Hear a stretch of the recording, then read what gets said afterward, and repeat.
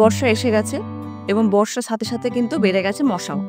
আর মশা মানেই হচ্ছে দুটো খুব কমন রোগ আমাদের মধ্যে কিন্তু আস্তে আস্তে বাড়ার প্রবণতা দেখা যাবে। তার মধ্যে একটা যেমন ম্যালেরিয়া, তার কিন্তু হাত ধরেই পাশাপাশি চলে আসে ডেঙ্গু। এবার আমরা একটু জেনে নিই ডেঙ্গু রোগটা কিভাবে হয়। আমরা মোটামুটি সবাই জানি ফিমেল এডিস ইজিপ্টি মশা থেকে ডেঙ্গু হয়। এবার ফিমেল এডিস ইজিপ্টি মশার মধ্যে যদি ডেঙ্গু ভাইরাসটা থাকে, তাহলে সেই আক্রান্ত মশা যদি কোনো ব্যক্তিকে কামড়ায়, তাহলে 4 থেকে 10 দিনের মধ্যে কিন্তু ডেঙ্গুর উপসর্গগুলো দেখা যাবে। এবার চলে আসি ডেঙ্গুর লক্ষণে।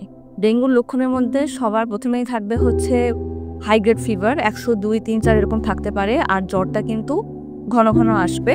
প্যারাসিটামল খেলেই যে জ্বরটার সঙ্গে সঙ্গে কমে যাবে তা নয়, প্যারাসিটামল খাবো, জ্বর কমবে, আবার জ্বর আসবে, এই সাইকেলটা কিন্তু চলতেই থাকে। তার সাথে থাকবে গাটে গায়ে হাতে পায়ে প্রচণ্ড যন্ত্রণা, চোখের পেশির পেছন দিকে যন্ত্রণা, গায়ে র্যাশ হওয়া। আর যদি ডেঙ্গুর সিমটম আরও খারাপের দিকে যায়, তাহলে কিন্তু পেটে ব্যথা, ডায়রিয়া, পাতলা পায়খানা, তার সাথে ক্ষুধামন্দ হওয়া, প্রচুর পরিমাণে ক্লান্ত মনে হওয়া, এই সিমটমগুলো কিন্তু আসে। এবার আমরা বলছি যে ডেঙ্গুর কিছু গুরুতর লক্ষণ যেটা থাকলে কিন্তু অবশ্যই আমাদের হাসপাতালে যেতেই হবে।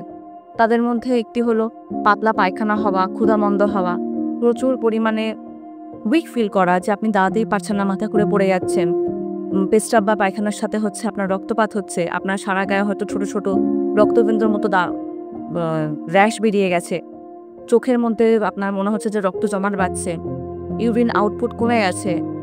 আর তার সাথে আপনার অ্যাড হতে পারে যে মাড়ি দিয়ে রক্তপাত হওয়া, এবং মহিলাদের ক্ষেত্রে হচ্ছে অসময়ে মাসিক স্রাব শুরু হয়ে যাওয়া। এগুলো কিন্তু ডেঙ্গুর গুরুতর লক্ষণগুলোর মধ্যে একটি। আগের বলা লক্ষণগুলোর মধ্যে যদি কিছু আপনার থাকে, তাহলে অবশ্যই স্বাস্থ্যকেন্দ্রে ডাক্তারবাবুকে দেখান, এবং ডাক্তারবাবুর দ্বারা প্রেসক্রাইব করা যে টেস্টগুলো হবে তা কিন্তু অবশ্যই করবেন। আর এগুলো কিন্তু সরকারি হাসপাতালে বিনামূল্যেই হয়। ছোট ছোট বাচ্চাদের থেকে শুরু করে 65 বছরের উপরে বৃদ্ধ মানুষ এবং প্রেগনেন্ট মহিলা যদি কোনো কারণে ডেঙ্গুতে আক্রান্ত হয়, তাহলে কিন্তু বাড়িতে চিকিৎসা না করাই ভালো। অবশ্যই ডাক্তারের পরামর্শ নেন এবং স্বাস্থ্যকেন্দ্রে যান। ডেঙ্গু একটি ভাইরাল ঘটিত রোগ। তার চিকিৎসার জন্য যেটা সবথেকে বেশি ইম্পর্টেন্ট, সেটি হলো যে আমাদের সিমটোমেটিক ম্যানেজমেন্ট। এখানে ক্ষেত্রে অ্যান্টিবায়োটিক খাওয়ার খুব একটা প্রয়োজন হয় না। আর ডেঙ্গু হলে সারা গায়ে হাতে পায়ে অসহ্য যন্ত্রণা হতে পারে। সেই জন্য অনেকেই কিন্তু বাইরে থেকে কিনে আমরা পেন কিলার খেয়ে নিই। এটা কিন্তু না করাই উচিত, কারণ পেন কিলার খেলে হঠাৎ করে প্লেটলেট কাউন্ট কমে গিয়ে তাহাতে কিন্তু আরও ব্লিডিংয়ের চান্সেসটা বেড়ে যায়। ডেঙ্গুর ম্যানেজমেন্টের ক্ষেত্রে একটাই মাত্র ওষুধ যেটা সবথেকে ভালো কাজ করে, যেটি প্যারাসিটামল। প্যারাসিটামল কিন্তু অবশ্যই ডক্টরের প্রেসক্রিপশন অনুযায়ী আপনারা নেবেন। আর তার সাথে যে খাবারগুলো খাওয়া খুব সহজ পাচ্য, ইজিলি প্যালাটেবল খাবার, সেই সব খাবারগুলোকে আমাদেরকে গ্রহণ করতে হবে। ফলমূল বেশি করে খেতে হবে, আর জল খেতে হবে। জল খেলে অ্যাডাল্টদের ক্ষেত্রে 3.5 to 4 লিটার জল খেলে কিন্তু যথেষ্ট, যাতে আমাদের বডিতে ফ্লুইডের লোডটা মেনটেন থাকে আর আমাদের জন্য ইউরিন আউটপুটটা ঠিকঠাক হয়। ফ্লুইড লোড ঠিকঠাক থাকলে কিন্তু আমাদের পরবর্তীকালে প্লেটলেট কাউন্টটা আস্তে আস্তে বেড়ে যায়। ম্যানেজমেন্টের থেকেও বেশি কিন্তু আমরা সবসময় প্রিভেনশনের উপরেই জোর দিই। সেই জন্য আমাদের যেটা করতে হবে তা হলো সবার আগে মশার যাতে বংশবৃদ্ধি না হয় সেদিকে একটু নজর রাখতে হবে। কোনো জমা জায়গায় যাতে জল না জমে, সেখানে মশার লার্ভা না জন্মায়, সেটার দিকে একটু খেয়াল রাখতে হবে। জমা জল থাকলে ফেলে দিতে হবে। বাইরে বেরোনোর সময় অবশ্যই ফুল হাতা জামা কাপড় পরতে হবে। আর ওডোমস হোক বা যে কোনো রকমের মসকিটো রিপেলেন্ট আমাদের ইউজ করতে হবে।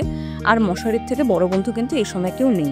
কেউ যদি ডেঙ্গুতে আক্রান্ত হয়ে থাকে তাকেও যেমন মশারিতে রাখতে হবে, আর ডেঙ্গুতে আক্রান্ত যাতে না হয় সেই জন্য কিন্তু আমাদের মশারির ব্যবহারটা সম্পূর্ণরূপে করতে হবে। আশা করি এই বেসিক ইনফরমেশনগুলোর উপর ভর দিয়ে আমরা এই বর্ষাকালটা আমরা সুস্থভাবে পেরিয়ে যেতে পারবো। আবার একটা বর্ষা আমরা ভালোভাবে ডেঙ্গু মুক্তভাবে আমরা থাকতে পারবো।